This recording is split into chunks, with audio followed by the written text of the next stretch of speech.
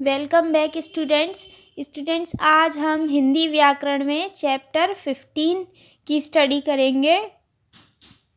पत्र लेखन, letter writing.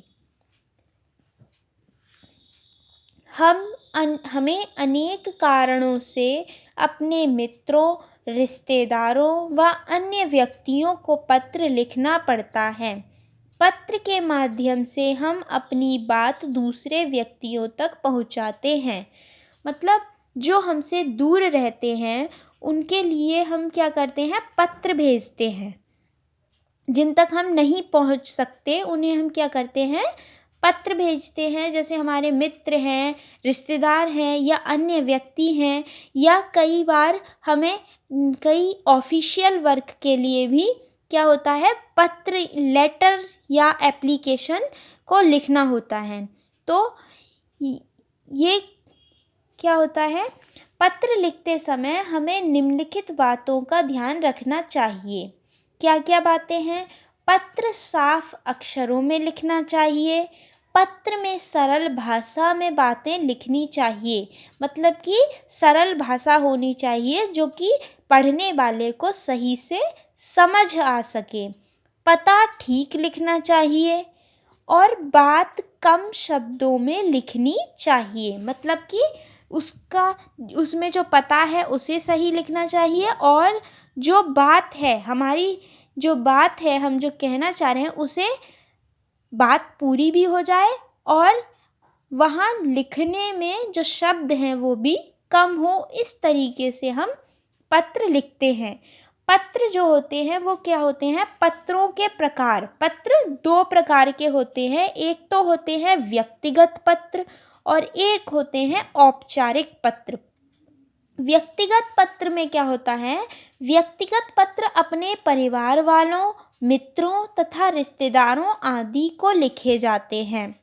औपचारिक पत्र में क्या होता है, औपचारिक पत्र किसी कार्यालय, प्रधानाचार्य, अधिकारी, संपादक आदि को लिखे जाते हैं। ठीक है। जैसे कि व्यक्तिगत पत्र कब लिखते हैं, जब हमें किसी परिवार वाले को, मित्र को, रिश्तेदार को कुछ निमंत्रण देना है या उसे अपने बारे में कुछ बताना है, उसके हालचाल पूछने हैं, तो ये सब क्या है, व्यक्तिगत पत्र। और औपचारिक पत्र क्या होते हैं, जिन्हें हम स्कूल में देते हैं। मतलब औपचारिक पत्र क्या होते हैं, एप्लीकेशन स्कूल में देते हैं या किसी सरकारी कार्यालय में देते हैं। तो ये सब क्या है, औपचारिक पत्र। व्यक्तिगत पत्र, परीक्षा परिणाम बताते हुए माताजी को पत्र कैसे लिखेंगे, छात्रावास, मतलब कि अपना एड्रेस यहाँ, और जिस डेट में आप अपनी जो लेटर है, जो पत्र लिख रहे हो, वो डेट यहाँ लिखते हैं। आदरणीय माताजी, मतलब जिसे भी हम लिख रहे हैं, माताजी को तो माताजी, पिताजी को तो पिताजी, भाई को तो भाई।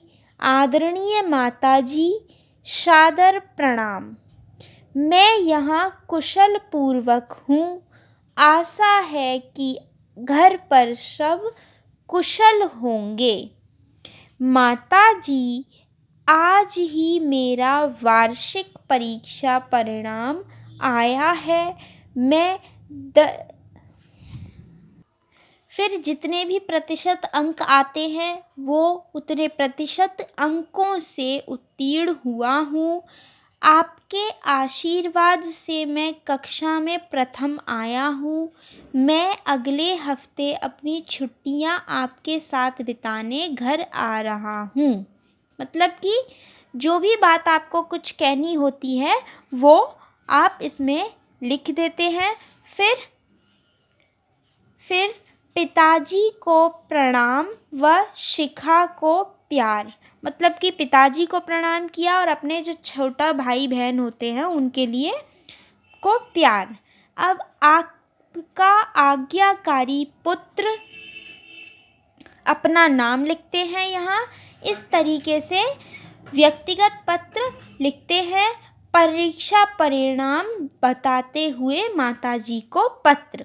ठीक है, ये आपको अच्छे से याद करना है और ये आपको अपनी नोटबुक में लिखना है और उसमें आपको अपना एड्रेस लिखना है और यहाँ अपना नाम लिखना है। ठीक है, अब आते हैं जन्मदिन के लिए मित्र को बधाई पत्र। जन्मदिन के लिए हम मित्र को बधाई पत्र कैसे लिखते हैं? एड्रेस लिखते हैं, पहले पता, फिर दिनांक, जिस दिनांक को हम लिख रहे हैं वो, फिर प्रिय अक्षय मतलब अपने मित्र का नाम। सप्रेम नमस्कार, तुम्हारा निमंत्रण पत्र मिला, तुम्हें जन्मदिन की बहुत बहुत बधाई। मेरा परिवार तथा मेरी तरफ से तुम्हें बहुत बहुत बहुत शुभकामनाएं। चाचा जी और चाची जी को सादर प्रणाम व सुनीति को प्यार, मतलब कि उसकी जो बहन है उसके लिए प्यार, ऐसे लिख देते हैं। अब मतलब अपनी जो बात है वो यहाँ लिखते हैं। फिर तुम्हारा अभिन्न मित्र और फिर यहाँ अपना नाम लिखते हैं।